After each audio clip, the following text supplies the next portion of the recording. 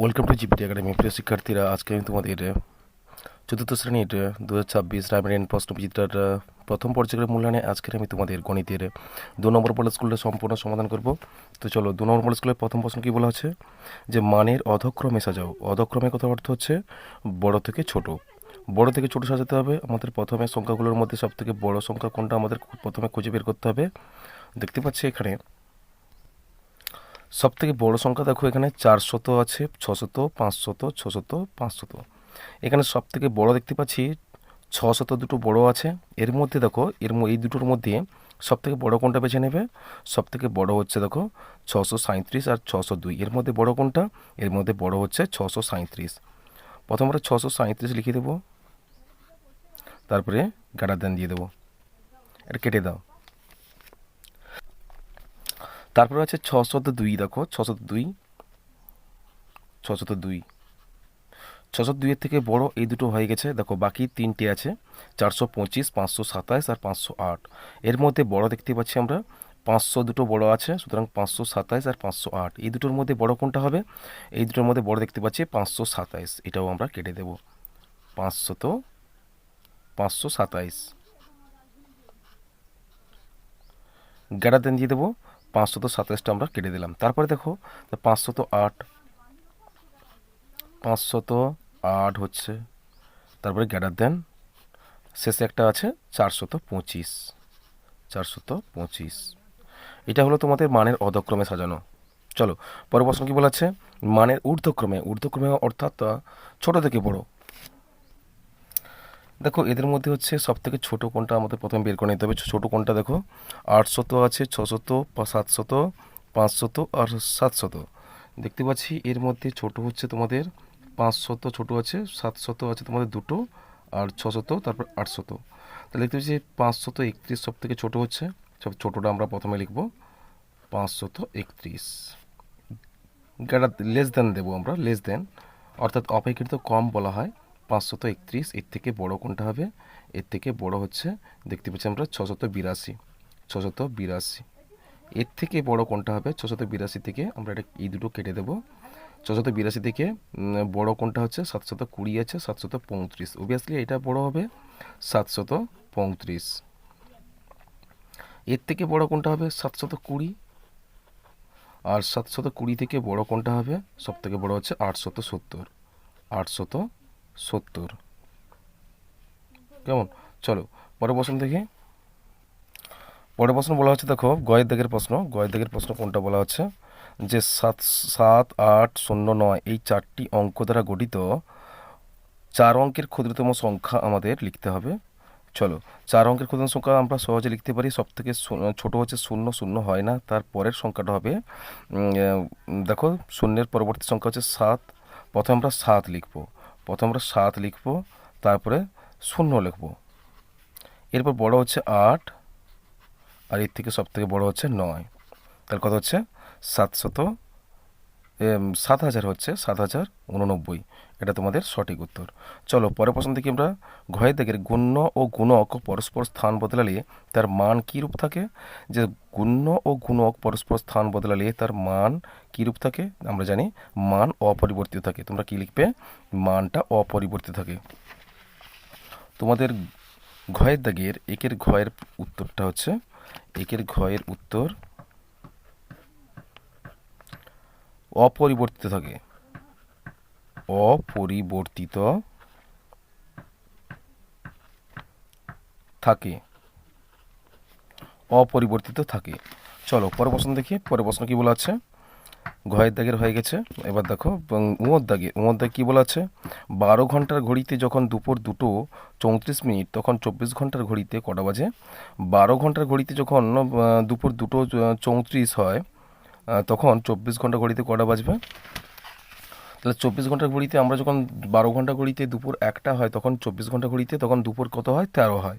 তাহলে এই অনুযায়ী আমরা লিখতে পারি। তাহলে এর সঙ্গে আমরা কত যোগ করব? দেখো 12-র সঙ্গে আমরা 2:34 যোগ করব। 12টার সঙ্গে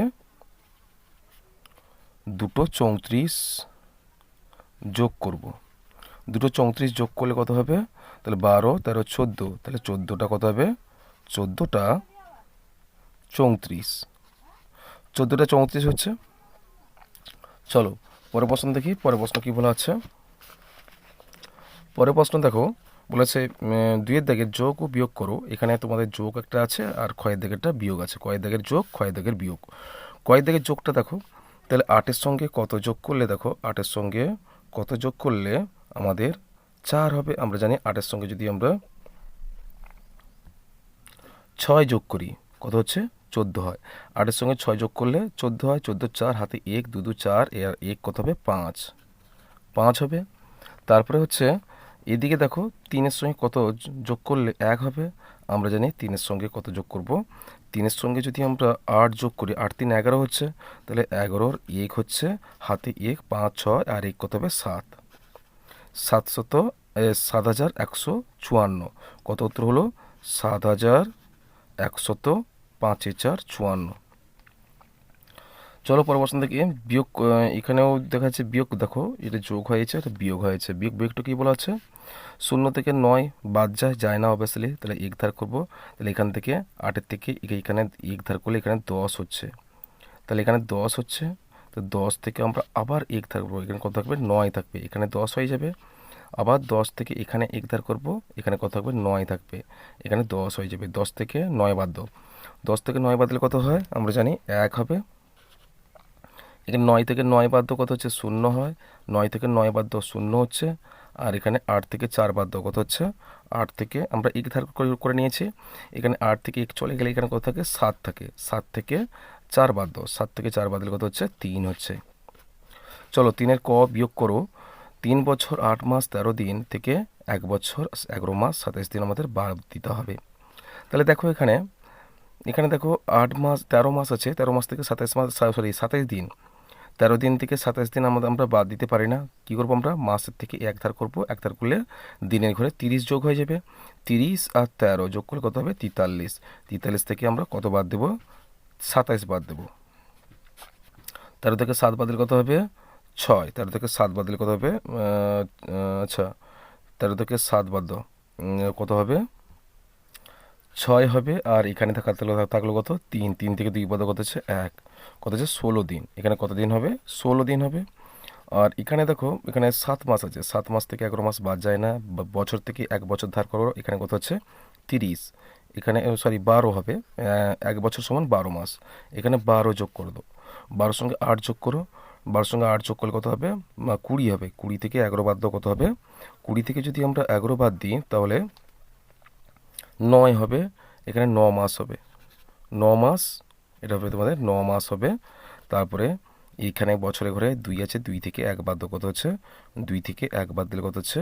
1 হয়। 1 বছর 9 মাস 16 দিন। তাহলে আমরা বিয়োগ করলাম, তাহলে 3-এর কয়ের উত্তরটা কী হলো? 1 বছর 9 মাস 16 দিন হলো। ঠিক আছে, চলো এদিকে যোগটা করে ফেলে। এখানে বলা আছে, এখানে দেখো এখানে 23 দিন 8 দিন, 23 দিন 8 দিন আর 12 দিন যোগ করো। যোগ করলে কত হচ্ছে? যোগ করলে 8 3 11 12 13, 13 3 হাতে 1, 2 3 একে 4, 43 দিন। কতদিন দিন হলো? 43 দিন। এবার এদিকে দেখো 5 6 7 6 13, এখন 13 মাস হলো, 13 মাস। আর এদিকে 7 3 10 একে 14, 14 বছর, 14 বছর 13 মাস 43 দিন। তাহলে এবার আমরা কি করব? 43 দিন তো আর হয় না, আমরা যদি 30 অথবা 30-এর বেশি হয় তখন কি করব? আমরা 30-এর সঙ্গে কত যোগ করলে 43 হচ্ছে? আমরা জানি 30-এর সঙ্গে আমরা যদি খাতায় লিখি বিষয়টা, কি বলা হয়েছে তোমাদের? এখানে বলা হয়েছে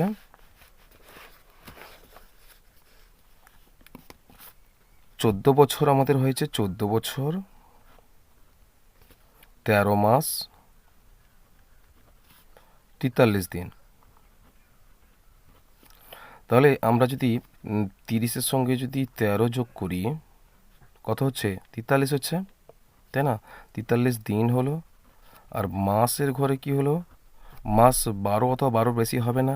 তাহলে 12 বেশি হলে তাহলে আমরা কী করবো? 12-র সঙ্গে কত যোগ করলে 13 হচ্ছে? 12-র সঙ্গে যদি আমরা 1 যোগ করি তাহলে কত মাস হবে?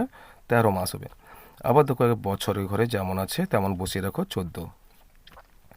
30 দিন হলে এখানে যোগ করো, 30 দিন মানে কি, আমরা 30 দিনে 1 মাস হয়ে জানি, আবার এখানে 2 মাস হয়ে যাবে, 1 মাস ছিল 2 মাস হয়ে যাবে, 12 মাসটা এদিকে হলে 1 বছর বেড়ে যাবে, কত হবে, 15 বছর হবে। 15 বছর 2 মাস, এখানে 13 দিন পড়েছিল, 13 দিন। তাহলে কত পেলাম আমরা, 15 বছর 2 মাস কত হচ্ছে, 15 বছর 2 মাস 13 দিন। এটা তোমাদের সঠিক উত্তর হচ্ছে। চলো পরের প্রশ্ন দেখি, পরের প্রশ্ন কী বলা হচ্ছে। চারের দাগের বলা হচ্ছে, দেখো চারের দাগের কী বলা হচ্ছে। চারের দাগের বলা হচ্ছে তোমাদের যে কৃষ্ণনগরে একজন কুমোর একদিনে 78টি পুতুল তৈরি করেন। একই হিসাবে তিনি 2 সপ্তাহে মোট কতগুলি পুতুল তৈরি করতে পারবেন। তাহলে একজন কুমোর একদিনে কতগুলো করে, 78টি পুতুল তৈরি করে। তাহলে একদিনে 78টি পুতুল তৈরি করলে তাহলে 2 সপ্তাহ সমান কত দিন হবে, 2 সপ্তাহ সমান 14 দিন। তাহলে একদিনে যদি একদিনে পুতুল তৈরি করে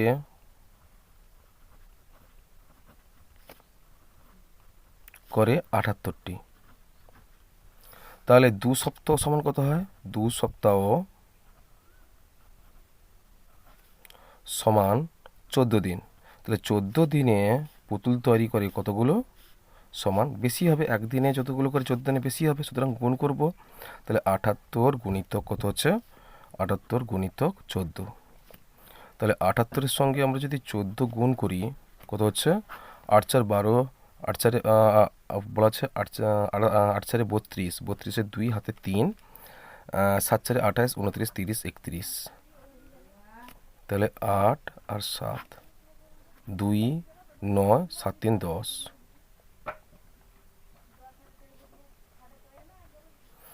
কত হচ্ছে, 1092। কত হচ্ছে, 1092। 1092টি পুতুল তৈরি করতে পারবে 14 দিনে, সে 1092টি পুতুল তৈরি করতে পারবে। চলো এটা আছে তোমাদের সঠিক উত্তর। আমরা এইভাবে নিচে লিখে দিতে পারি, অতএব তিনি, এখানে বলা আছে তিনি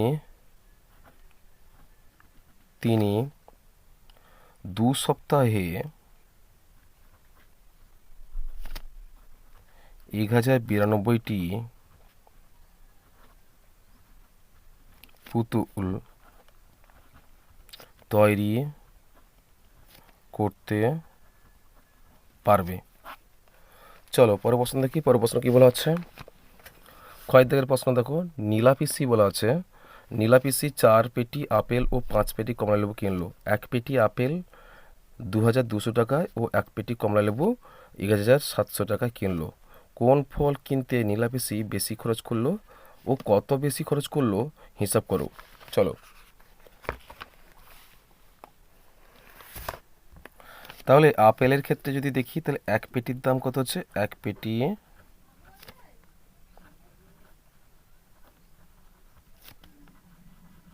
আপেলের দাম 2200 টাকা হলে 4 পেটি আপেলের দাম কত হবে, তাহলে 4 পেটি আপেলের দাম সমান কত হবে, তাহলে আমরা গুণ করে দেবো। তাহলে গুণিতক 4, এখানে 4 4 পেটি আপেলের দাম কত হবে, 2200 গুণিতক কত হচ্ছে 4 সমান 4 0 0 4 0 0, 4 দুগুণে 8 আর 4 দুগুণে 8, 8800 টাকা। তাহলে 4 পেটি আপেলের দাম কত হবে, 8800 টাকা। আবার 1 পেটি কমলালেবু, 1 পেটি কমলালেবু লেবুর দাম সমান কত হচ্ছে, 1700 টাকা। তাহলে 5 পেটি কমলালেবুর দাম কত হবে, 5 পেটি কমলালেবুর দাম কত হবে সমান 1700 গুণিতক কত হচ্ছে 5 সমান, তাহলে 5 0 0 5 0 0, 7 5 35, 5 হাতে 3, 5 1 5 6 7 8, 8500 টাকা। এবার দেখো কোন জিনিসটা বা কোন আপেল না কমলালেবু কোনটা কিনতে বেশি খরচ করতে হয়েছে নীলাপিসিকে। দেখতে পাচ্ছি আমরা যে 8800 টাকা আর এখানে 8500 টাকা, কোনটা বলো তো। তাহলে আপেলটা কিনতে নীলাপিসির বেশি খরচ পড়লো। তাহলে কত বেশি খরচ পড়লো, চলো তাহলে এর প্রথম উত্তরটা কি হবে, নীলাপিসি আপেল কিনতে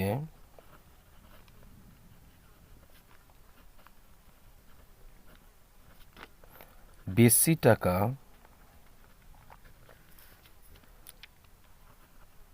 খরচ করলো। আর কত বেশি টাকা খরচ করলো? তাহলে আমরা আপেল কিনতে যে পরিমাণ টাকা খরচ হয়েছিল আর কমলালেবু কিনতে যে পরিমাণ টাকা খরচ হয়েছিল, এই দুটোর মধ্যে যদি আমরা বিয়োগ করি তাহলে সহজে আমরা বের করতে পারবো। প্রথমে আপেল কিনতে খরচ হয়েছিল কত? তাহলে 8,800 টাকা। আর কমলালেবু কিনতে খরচ হয়েছিল 8,500 টাকা। আমরা বিয়োগ করব, তাহলে 0 থেকে 0 বাদ দাও, 0 থেকে 0, 8 থেকে 5 বাদ দাও, 5 3 8, আর 8 থেকে 8 বাদ 0, কত? 300 টাকা। কত টাকা? 300 টাকা। তাহলে অতএব তিনি 300 টাকা বেশি খরচ করলো। 300 টাকা বেশি খরচ করলো। তারপরের কি আছে দেখি, পরের প্রশ্ন বলা আছে 5-এর দাগের প্রশ্ন বলা হচ্ছে, দেখো 5-এর দাগের প্রশ্ন বলা হচ্ছে ফাঁকা ঘরে সঠিক সংখ্যা বসাও। কয়ের দাগের বলা আছে কতর সঙ্গে 7 গুণ করলে 84 হয়? আমরা জানি যে 12-র সঙ্গে 12-র সাথে 84, 12-র সঙ্গে যদি আমরা 7 গুণ করি সেক্ষেত্রে কত হবে?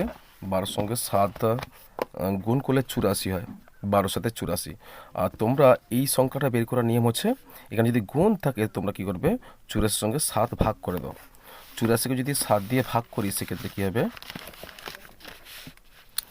84-কে যদি 7 দিয়ে ভাগ করি, 84-কে যদি আমরা 7 দিয়ে ভাগ করি, 7 একে 7, 1 নামলো, 4 নামলো, 7 দুগুণে কত হচ্ছে? 14।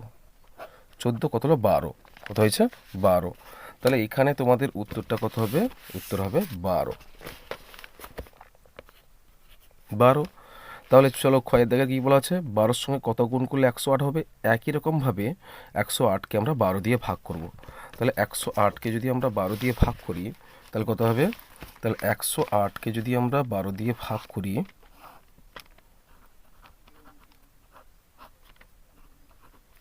তাহলে কত হবে? 12 সাথে 84, 12 96, 12 9 108, 12 9 কত হবে? 108। তাহলে কত হলো? 9 উত্তর হবে তোমাদের এখানে। তাহলে উত্তরটা কত হবে? 9 হবে। তাহলে কি বলা হয়েছিল? 12-র সঙ্গে কত গুণ করলে 108 হবে? 12 9 108। তারপরে চলো বলা আছে গুণফল নির্ণয় করো। 63-র সঙ্গে কত গুণ করলে 63-র সঙ্গে 131 গুণ করলে কত হবে? 63-র সঙ্গে যদি আমরা 31 গুণ করি, 63-র সঙ্গে আমরা 31 যদি আমরা গুণ করি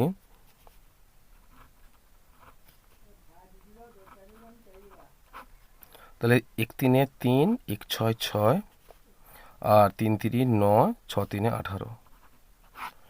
এবার 3 করতে 3, 9 9 আর 6 যোগ করো, 9 6 কত হচ্ছে? 15, 5 হাতে 1, 8 একে 9 হবে, আর 1 করতে 1 কত হচ্ছে? 1953। 1953। এটা তোমাদের 6-এর দাগের প্রশ্ন ছিল। আর এটা ছিল তোমাদের 5-এর খ ছিল, আর এটা হচ্ছে 5-এর ক। চলো, এইগুলো তোমাদের প্রথম পর্যায়ক্রম মূল্যায়নের মডেল নম্বর 2 আমি আজকের তোমাদের সম্পূর্ণ সমাধান করলাম। এর পরের ক্লাসে আমি তোমাদের জন্য 3 নম্বর মডেল স্কুলটা সম্পূর্ণ সমাধান করব। তো আজকের এই পর্যন্ত, তোমাদের সঙ্গে দেখা হবে আমার পরের ভিডিওতে।